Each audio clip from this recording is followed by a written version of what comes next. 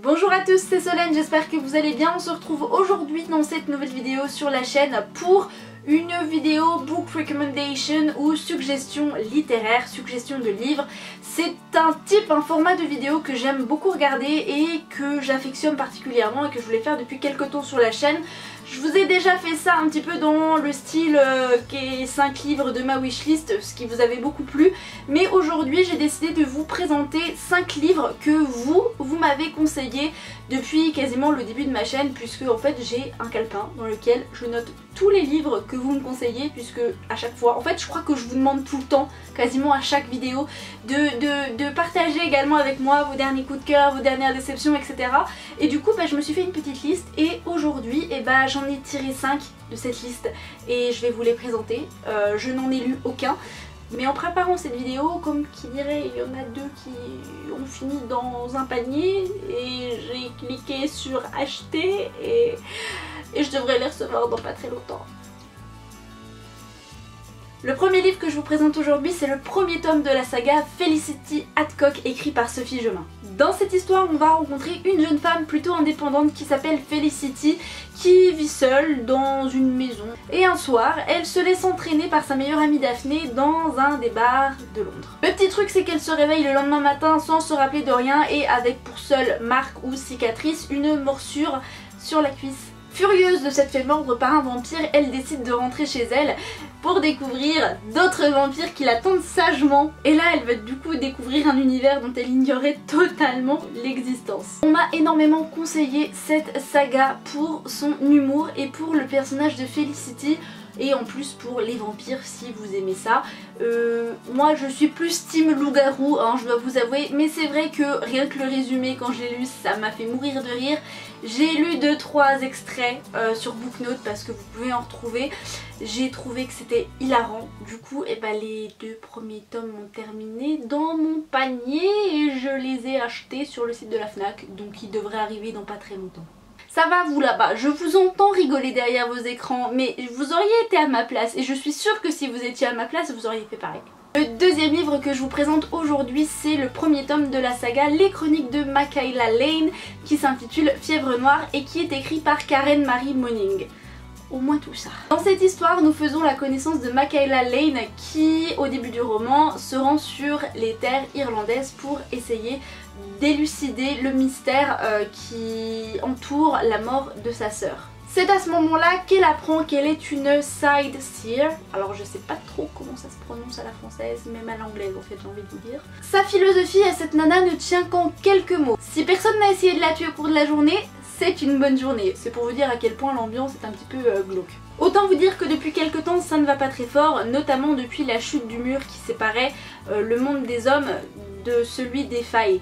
Et pour Mac, un bon faé est un faé mort. On retrouve d'ailleurs 2 types de faées, les Silly, ça dépend comment vous prononcez, et les Unsilly ou Unsilly. Seulement les faées Silly sont moins dangereux que les Unsilly, puisque eux préfèrent abattre les gens à vue, alors que les Silly, eux, préfèrent les garder pour le sexe.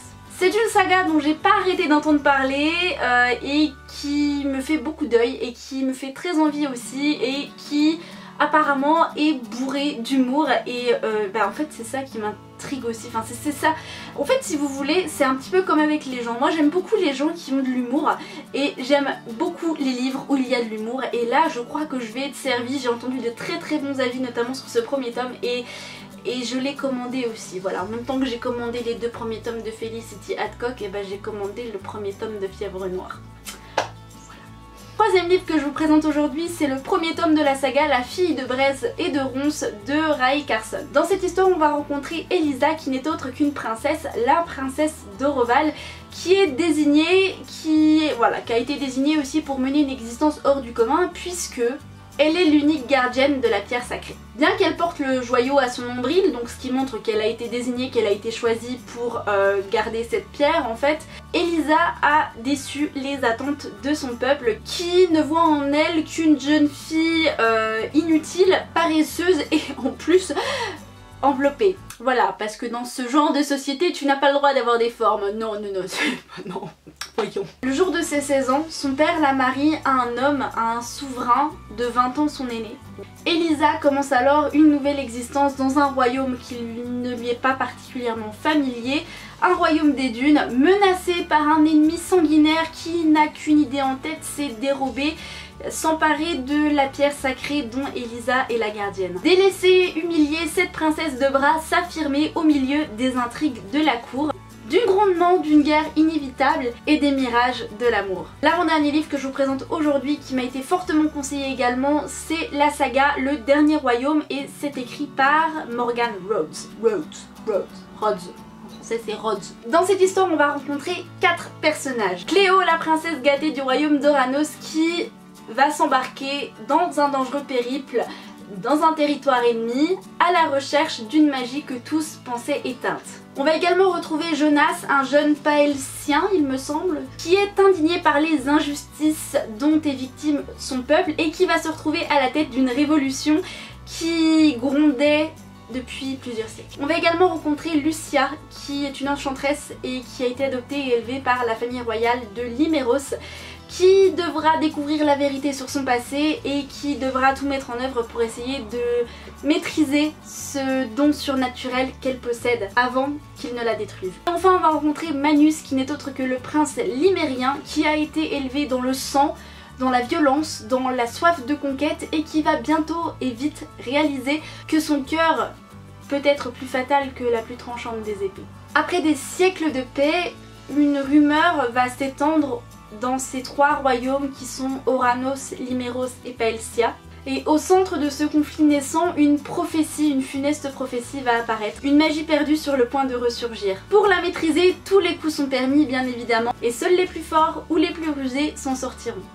Et enfin le dernier livre qu'on m'a longuement conseillé, on m'a pas arrêté de me dire ça, il faut que tu lises ce livre. Je l'ai en e-book sur ma liseuse il me semble. Je crois que je l'avais acheté et que je vous l'avais présenté, mais ça fait au moins très longtemps. Et en relisant le résumé tout à l'heure en préparant la vidéo, je me suis dit ah, ça a pas l'air si mal que ça en fait finalement. Il s'agit de Beautiful Disaster de James McGuire. Dans cette histoire on va rencontrer 2 personnages. Tout d'abord Travis Maddox, qui est bâti comme un dieu, qui est sexy et qui est surtout couvert de tatouages. Il participe à des combats clandestins la nuit et pour ce qui est du reste du temps, il va draguer un petit peu tout ce qui bouge. C'est exactement le genre de bonhomme, de mec qu'Abby doit éviter si elle veut réussir à redémarrer cette nouvelle vie, à recommencer cette vie. Le problème, Travis se met à insister et lui propose un pari. Si elle gagne, il renonce au sexe pendant 1 mois. Si lui gagne, elle vient s'installer chez lui pendant 1 mois. Une fois toutes les cartes abattues, est-ce que la catastrophe annoncée se transformera-t-elle en un amour passionné? On est terminé avec cette vidéo, j'espère qu'elle vous aura plu. Si vous avez d'autres livres, évidemment je suis sûre que vous en avez à me conseiller et à partager, n'hésitez pas à me laisser des commentaires sous cette vidéo ou même sous les autres vidéos, je serais ravie de les rajouter à ma petite liste qui est déjà quand même bien longue.